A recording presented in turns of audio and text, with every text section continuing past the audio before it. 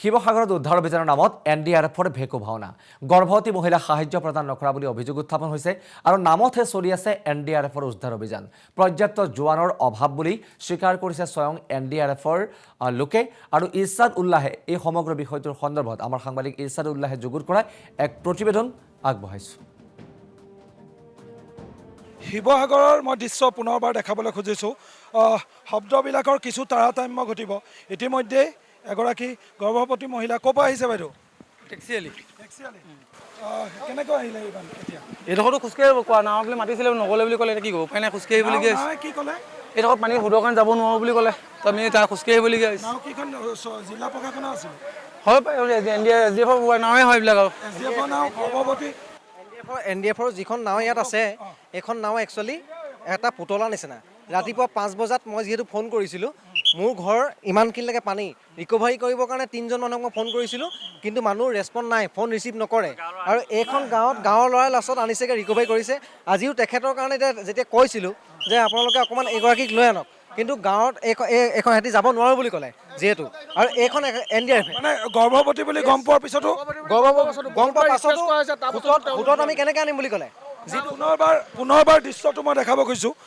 আমি যিবোৰ কথা আচলতে কৈ আহিছিলোঁ যে NDRF SDRF বা জিলা প্ৰশাসনৰ কোনো ধৰণৰ আচলতে গুৰুহাৰ্থ বুজি পোৱা নাই এই ভয়ংকৰ যি বান পৰিস্থিতি কিন্তু এতিয়া আমি জল পটপট কোনো ধৰণৰ হাৱাত আমি কথা কোৱা নাই জল পটপটভাৱে আমি কৈছোঁ গাড়ী আহিছে গাড়ী গৈছে তাৰ বাহিৰে এই শিৱসাগৰ জিলা প্ৰশাসনৰ মানুহে একো কৰা নাই মই পুনৰবাৰ কওঁ যে SDRF NDRF ইয়াত থকাৰ পাছতো মই SDRFৰ আপোনাক অকণমান লাগিছিলে আপুনি গৰ্ভৱতী মহিলাগৰাকীক কিয় নোৱাৰোঁ নহয় দাদা নোৱাৰোঁ বুলি কোৱা নাই তাৰমানে এই ৰ'দটো যে আছে এইখিনি চাওকচোন তাৰ ইপিনে তাৰমানে নাওখন নাযায় তেনেহ'লে আপোনালোক আহিছে কেলৈ শিৱসাগৰ নহয় মেচিনটো আমি দুজনে কেনেকৈ দিম কচোন কিমান ৱেট আছে মেচিনটো নচলে মেচিনটো চলে নে নচলে সেইটো নচলে নহয় এইখন পানী লাগিব ইয়াত আছে কেলৈ ইপিনে পানী আছে না চাওকচোন আপুনি ইপিনে পানী আছে চব নাৱেতে যে বেছি কৰিব লাগে সেইটো নাই আমি নিজে আগবাঢ়ি গৈছোঁ চাওক আপোনালোকে কাৰেণ্টটো যদি গৰ্ভৱতী মহিলাটো জোৰ জবৰদস্তি সেইটোত আমি উঠাই লৈ আহিম ধৰি ৰাখিব নোৱাৰিলে নাৱে সেইটো কি অৱস্থা হৈ যাব আপোনালোকে দাঁতি কাষৰীয়া মানুহৰ পৰা সহায় বিচাৰিছে চেফটিটো বুজিলোঁ আপোনালোক দুজনে নোৱাৰে আপোনালোকে দাঁতি কাষৰীয়া মানুহক সহায় বিচাৰিছে দাঁতি কাষৰ মানুহ মানে ওচৰৰ মানুহক সহায় বিচাৰিছে নহয় আমিতো আগবাঢ়ি আমি নিজে আগবাঢ়ি গৈছোঁ ন 50 মিটাৰৰ পৰা আমি এটলিষ্ট ভাবিছিলোঁ যে এই ভেটি যি আছে ভেটিটোৰ সিপাৰে বুলি ভাবিছিলোঁ সিপাৰে নাওখন নাযায় এইখন নাও নিব নোৱাৰি মেচিনটো অতি দুজনে কেনেকৈ নিম ৰাতিপুৱা এজনে কোৱাৰ পিছত আমি লৈ গ'লোঁ তাৰপিছত নিজে গুচি আহিলে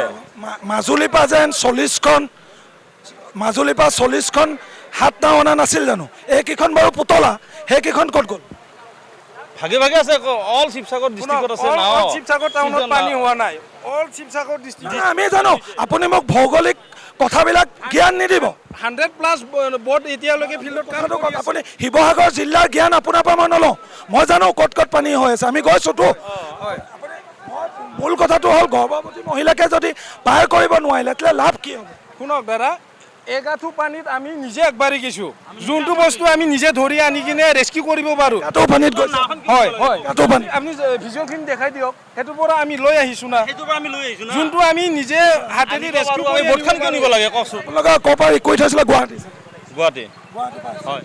এই ধৰণে আচলতে দায়হৰা মন্তব্য এইসমূহ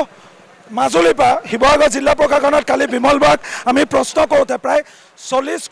40খন হাত নাও কাণ্ট্ৰি বোট